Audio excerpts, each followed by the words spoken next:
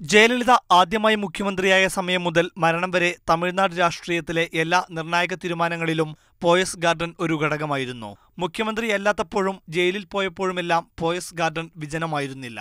ജയലളിതയുടെ മരണശേഷവും ശശികലയെ കാണാനായി നേതാക്കളും ഉദ്യോഗസ്ഥരും എത്തിയിരുന്നതിനാൽ പോയസ് ഗാർഡൻ തന്നെയായിരുന്നു തമിഴ്നാടിന്റെ ഭരണസിരാ കേന്ദ്രം. എന്നാൽ ശശികല ജയിലിൽ പോയതിനുശേഷം ബന്ധുവായ ടി വി ദിനകരൻ കുറച്ചു ദിവസം അവിടെ താമസിച്ചെങ്കിലും പിന്നീട് അടയാറിലെ വീട്ടിലേക്ക് മാറി.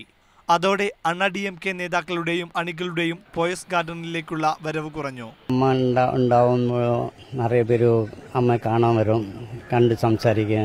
അപ്പോൾ അമ്മയുടെ അടുത്തേക്ക് വരുന്നവർ എല്ലാവരും ഇവിടെ വന്ന് ചായ കുടിച്ചിട്ട് പോകും. ഇപ്പം നമുക്കിവിടെ കക്ഷിക്കാരുടെ ഒരു കച്ചവടവും ഇല്ല, പിന്നെ അമ്മയെ കാണാൻ വരുന്നവരുടെ കച്ചവടവും ഇല്ല, ഒന്നുമില്ല. ഇപ്പോൾ ഇവിടുത്തെ പബ്ലിക്കിൻ്റെ ഇവിടെ 1-2 പേര് വരുന്നു പോണവരുടെ മാത്രം ബിസിനസ്സുള്ള.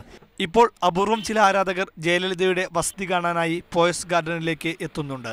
ശശികല ഇനി ജയിലിൽ നിന്ന് തിരിച്ചു വന്നാൽ പോലും പോയസ് ഗാർഡനിലെ ഈ വസതിക്ക് പഴയ പ്രതാപം ലഭിക്കുമോ എന്ന് പറയാനാവില്ല. ക്യാമറമാൻ ജയചന്ദ്രനൊപ്പം ജി പ്രസാദ് കുമാർ, മാതൃഭൂമി ന്യൂസ്, ചെന്നൈ.